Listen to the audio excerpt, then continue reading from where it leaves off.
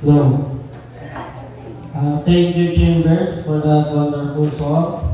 What color is the soul? After magbasa sa gaseta, while listening to them, while listening to them, ang atong gaseta yan na konektado sa the song, which is what color is the soul. Ano? Because hindi natin pag-adala ng buhay, dry colo from New Caledonia. Ang hindi niya buhay is maayo, naging mapait, and naayo. So let's talk about how dry colo changed his life. No? From maayo, na hindi maayo, nagyanak naman, mas maayo pa. So si Dry Colo po is ang pinakabunso sa 12 na magmarangod na hari po sa New Caledonia na sa French and territory of New Caledonia. So gamay lang in the baryo dito and doon sisinda sa in the magmarangod, no? So, pero ang the family is halik man sa mahigog pa ang Kristohanong panimalay. No? So, Kristohanon man ang inda panimalay. But not, di ba, there are different kind of sekta sa, pagiging Kristohanon. So, but their family belong to a loving Christian family. Right? So, sa madaling sabi, nagdako si Dry Colo na maayo, no? Nasa Christian family. So they are full of love and full of care, as just like us, no? Sa mga Christian families, kung gano'n ito ginapangala sa ating parents. But, syempre, grabe yun ang temptations sa palibot natin, di ba?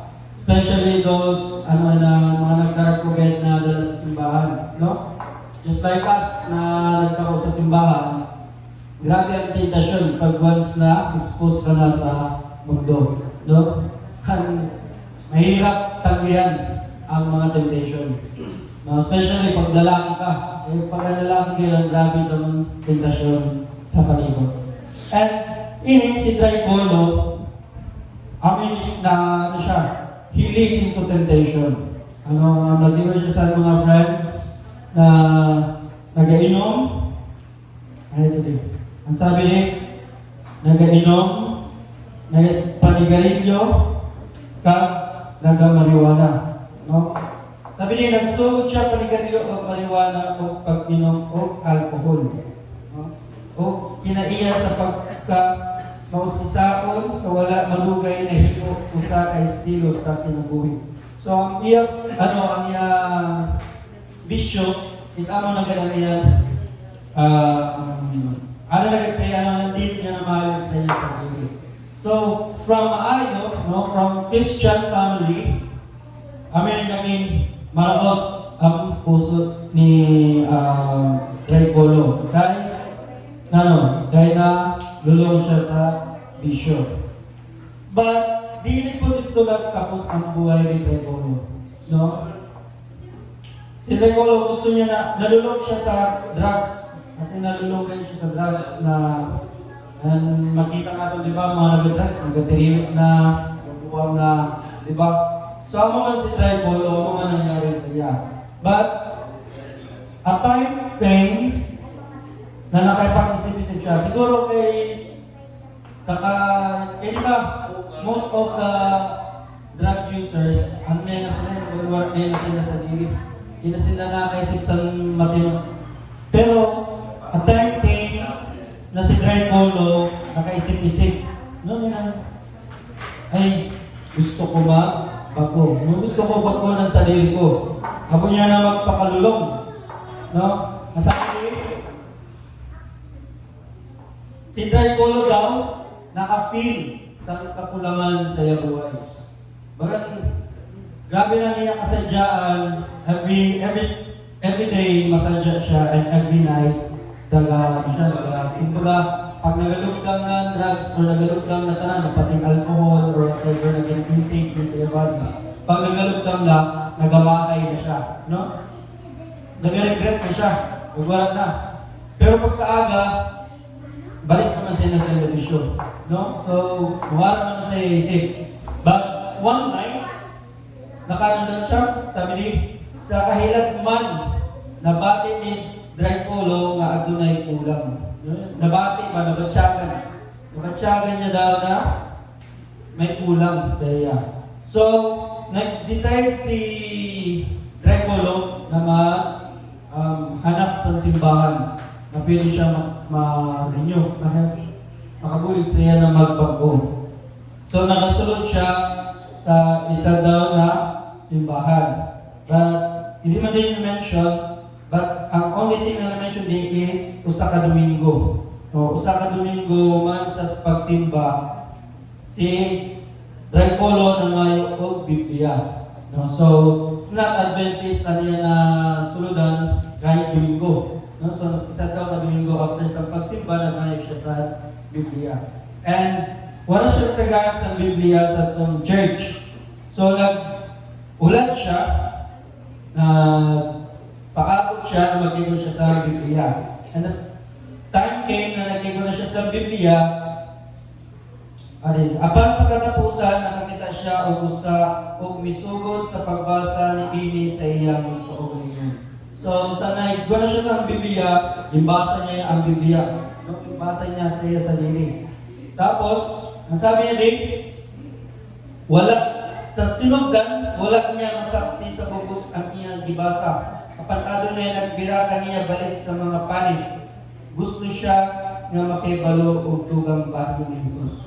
So even in his darkest time, si pagiging arid, nag-reach out yato siya sa Ginoo, no? So that's the good part about Dracolo. Kaya wala lang siya nagpakalulong sa niya bisyo. So he still reached out sa Ginoo. And also, atagan niya gayon sa time na makabasa siya about sa house of Dracolo na about sa Ginoo. So, sa madaling sabi, si Dracolo nakaarap sa about sa Bible, and he knew about Jesus, and he shared about Jesus. No? Si Dracolo nag-share na siya. After siguro a month, because it's not mentioned here, but let's say about a month, naka-share na siya.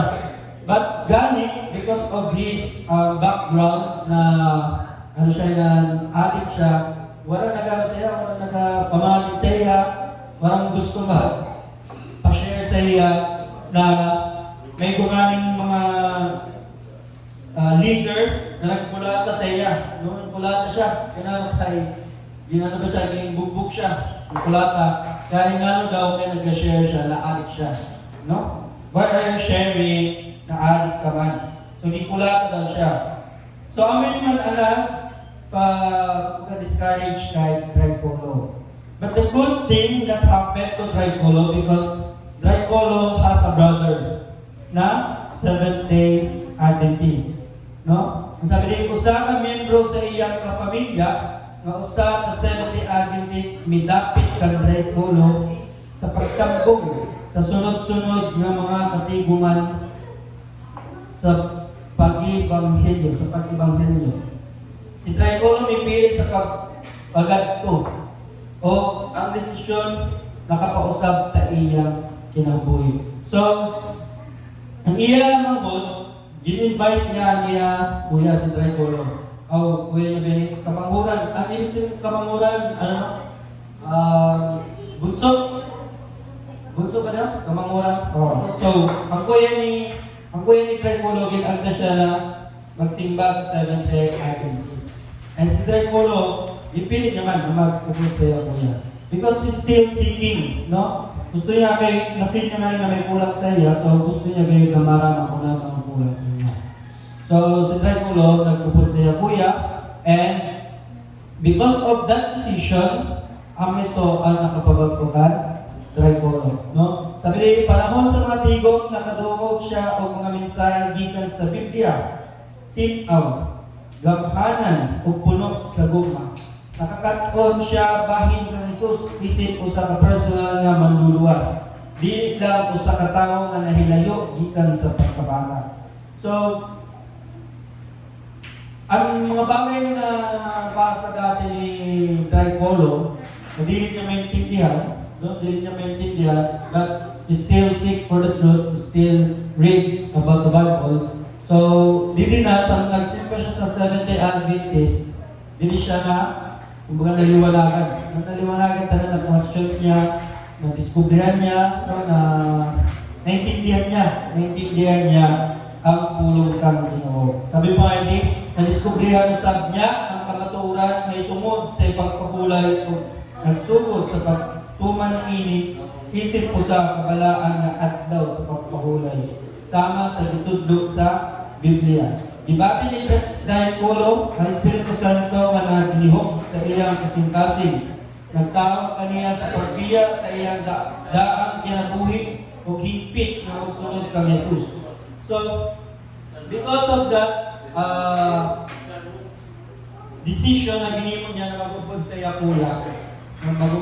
kuya, pa simbahan, nabago ang buhay ni Tricolo. Ano? From dati, maayo ang nila buhay, diba? Because they came from a Christian family. May gugma o Kristohano pamilya. But then, their faith is not that strong, no? Sa Ginoo. And let's say they are nagasunod sila sa mali na napagsunod sa Ginoo, no? So yun ang di naman sabi natin mali sila. But they do the things that God said na di natin pinibuon. No, nabanggit na yung nila na tama ang mali. So some of them, kaya kami na na-lead into temptation, si Tricolo, nawili siya sa kalibutan, no, na naging addict siya, nalulong siya sa vision. But then, the good thing is, may kugyapon siya sa nabilin para sa iya sa diri. No, yan, may kulang. Sabi niya, may kulang sa diri ko. Gusto ko na maraman ko na ang kulang ko. So, gipilit niya na magbago, even though kabuk na siya pabago sa tao. No, yan. Diba? Kapag kinasaya sa mga tao is adik. Diba? Adik ka, dili ka na mabago. But then, para sa iya, mabago siya. And para sa iya, walang imposible sa Ginoo. Ano yan sabi niya dito? Adik. Kining tanang utang, dili mahimo sa tao. Matod niya, kapag posible sa Diyos. So, kaano na kayo kan Tricolo? Dili siya nagpapadara sa mga tao. Mas sinasabi sa tao na, dili ka na mabago. Dili ka magbasa sa Biblia, dili ka mag-share about sa Bible because addict ka. And dili ka mabago. Wala mabago, pangitan namin sa iyo, dili mabago, addict ka po. Pero naman pinisip ni Tricolo, initanan na utang, dili imo sa tao. No?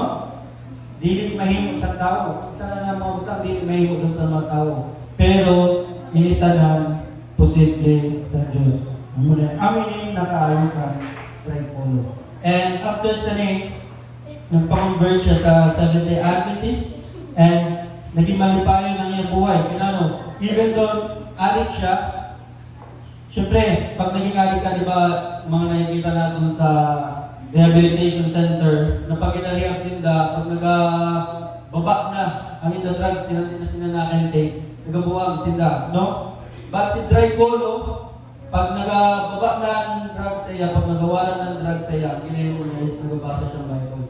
At ito ang nagabulig sa iya para malampasan niya ng pagalugdang, kumbaga, pagalugdang sa drugs sa iya lawas. No? So, di siya nahirapan na ma-overcome ang drugs because nalabasa siya pero sa Biblia. And ikaw siya sa isang ng moto. Wala siya lang ginapang hawidan na word para mabago niya niya sa dili. Ang ini na word is salig sa Diyos. No, amo lang niya permi ginising. Salig lang God permi sa Diyos. So, ako ba niya ang buhay ni Tricolo, nasabi ko nga ni connected man sa song kanina na what color is soul? Diba? What color is our soul? If dili natin din na Arab, kung anong aton what color is our soul, no, prone kita sa temptations. Kasi diba temptations are everywhere. So dapat palanggang taga ng Ginoo permit. Para maging color sa atong soul is a bright color in God. Right? Ako ba kita sa lahat ng ang buhay natin is different. Diba? A total different from the world. Diba? Kaya lang sa lahat na makita ka sa tao na iba. Diba? Dili lang makita ka sa tao na ayo, parehas lang kami sa din, parehas lang kami. Pag nakita ka sa tao na ayaw niya kay the way siya mag-speak, the way siya makitungo sa tao, kaayo lang. Diba? So kami ng mayo, what color is our soul? Let's ask ourselves, what color is our soul? Dapat maputrik ang aton kasing-kasing kagad aton Espiritu Santo na aton ngayon i-work out ang aton sa diri na maging paras kita kay Tricolo na ipabagto niya ganyan sa diri. Let's change ourselves, no? Let's help ourselves change. Kaya wala nang makabulit sa aton ngayon, no? Na iba na tao kundi ang sa diri ka na. And also, wala kang iba na tao na makaligtas sa aton, but only ourselves. So, ang mga pwede siya natin kaseta this morning, ang buhay ni Tricolo, God bless us.